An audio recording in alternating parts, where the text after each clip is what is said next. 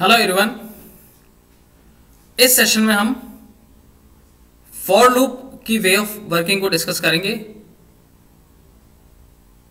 VB.NET में for loop का main जो यूज है वो एरे में stored different types of elements को एक्सेस करने के लिए और उन्हें मैनिपुलेट करने के लिए यूज में लिया जाता है।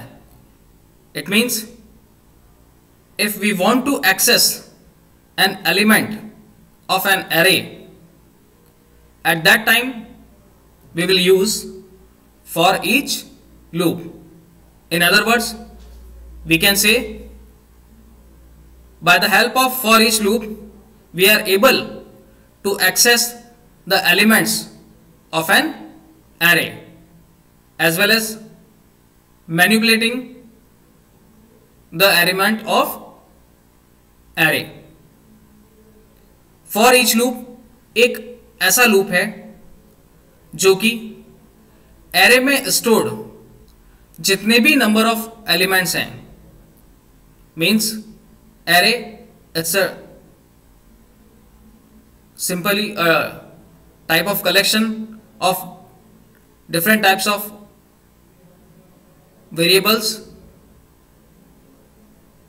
Different types of values with the same data type, और उन सभी वैल्यूज को अगर हमें एक्सेस करना है तो एट दैट टाइम हमें फॉर ईच लूप को यूज में लेना पड़ेगा।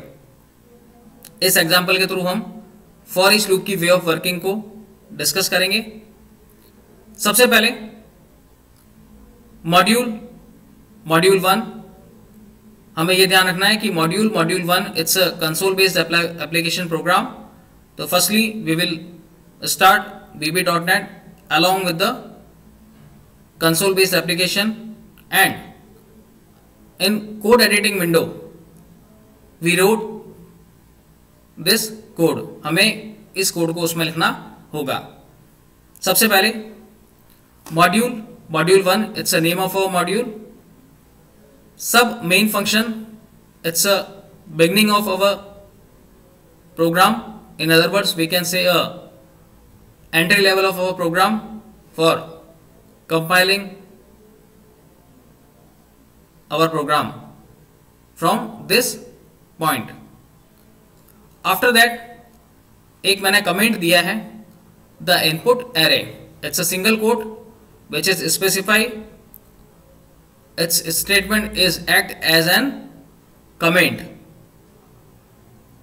It's not display at the time of runtime, but it's identify the way of working we are doing at the time of programming। हम किस टाइप की way of working perform कर रहे हैं उसको आइडेंटिफाई करने के लिए हम कमेंट्स को डिफाइन करते हैं। Now after that dim friends subscript यानी कि जो पैरेंथेसिस हैं ये ब्लैंक हैं, as string. It's a declaration of an array. Dim is keyword and friends is the name of array. It's a blank array because इसमें जो brackets हैं वो दोनों ही ब्लैंक हैं, और ये जो फ्रेंड्स एरे जो डिक्लेयर किया है नाम का, it's a type of string. ये स्ट्रिंग डेटा टाइप का एरे डिक्लेयर किया है हमने यहां तक। Dim friends brackets as string, it's a blank array. After that equals to, in curly braces between the double quotes, these are the initialization of string array.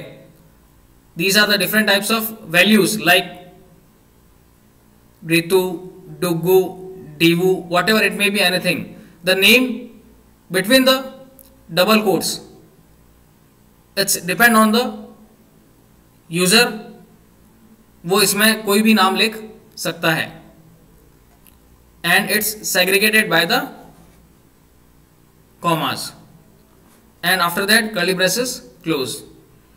तो तो ये जो फर्स्ट स्टेटमेंट है, dim friends as string equals to curly braces के अंदर double quotes में हम उस एरे के डिफरेंट टाइप्स ऑफ एलिमेंट्स जो है वो यहां पर इनिशियलाइज कर रहे हैं, डिक्लेयर कर रहे हैं, डिफाइन कर रहे हैं. It's element 0, it's element 1, it's element number 2, because array indexing will be start from 0 index.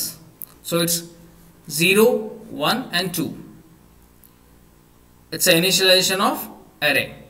After that again एक हमने कमेंट स्पेसिफाई किया है, loop over each element with for each loop. Loop over each element with for each loop यानी कि हमारे array के हर एक element को लूप ओवर करने के लिए यानी कि एक्सेस करने के लिए हम फॉर ईच लूप को यूज में लेते हैं. और next statement which is most important, which is specify how to declare for each loop. First of all, for each, it's a keyword for declaring for each loop. After that frn as a string. frn is a type of variable, name of variable which is string type in friends. यानी friends variable जो है यानी कि जो हमारा collection है array का, उस friends एरे के डिफरेंट टाइप्स ऑफ एलिमेंट्स को एक्सेस करने के लिए हमने एक और वेरिएबल डिक्लेयर किया है जिसका कि नाम है frn. वो फ्रेंड्स एरे में स्टोर्ड जितने भी एलिमेंट्स है उनको वन बाय वन प्रिंट करेगा और उसको स्टोर करेगा frn वेरिएबल के अंदर एज अ स्ट्रिंग टाइप. अगर यहां पर इंटीजर होता तो at that time we will specify over here integer. Okay, now for each it's a keyword जो कि फॉर ईच लूप को डिक्लेयर करने के लिए यूज में लिया जाता है. frn एज स्ट्रिंग, ये एक वेरिएबल डिक्लेयर किया जो कि स्ट्रिंग टाइप का है. In friends, in friends it's a previously defined array.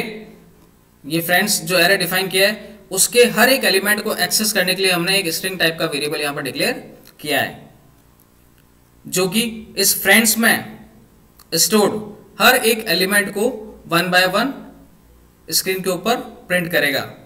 Now after that इस लूप के अंदर एंटर होंगे console dot right line frn, यानी कि इस फ्रेंड्स एरे के अंदर का जो फर्स्ट एलिमेंट है console dot right line frn, उसको ये यहां पर प्रिंट करेगा लाइक ROTU या RITU. ठीक है, console dot read line. Next वापस इसी लूप में आएगा फॉर लूप में, फिर फ्रेंड्स के सेकंड एलिमेंट को प्रिंट करेगा console dot right line frn. फिर next console dot right line जो भी लास्ट एलिमेंट है उसको प्रिंट करेगा.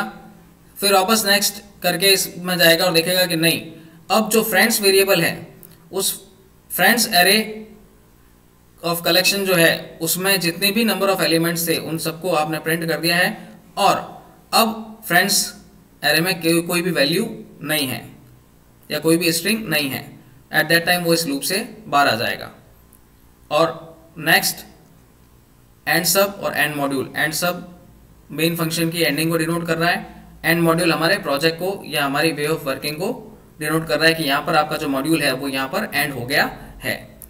तो सबसे पहले वेरिएबल का declaration, dim friends as string, ये हमने वेरिएबल डिक्लेयर किया और उसकी वैल्यू वहीं पे इक्वल्स टू डबल कोट्स के अंदर कर्ली ब्रेसेस में डिफाइन कर दी. अब एरे के अंदर स्टोर्ड एलिमेंट्स को एक्सेस करने के लिए ही हम फॉर ईच लूप को यूज में लेते हैं और उसके लिए हमने एक frn नाम का वेरिएबल डिक्लेयर किया है जो कि स्ट्रिंग टाइप का है. और वो क्या करेगा, इन फ्रेंड्स एरे में स्टोर्ड हर एक एलिमेंट को one by one console dot right line के थ्रू उसे प्रिंट करेगा. So it's overall way of working of for each loop. Basically आपको ये चीज़ ध्यान में होनी चाहिए कि अगर किसी भी एरे के एलिमेंट्स को अगर हमें एक्सेस करना है या मैनिपुलेट करना है, at that time we will use for each loop. I hope you understand. Thank you.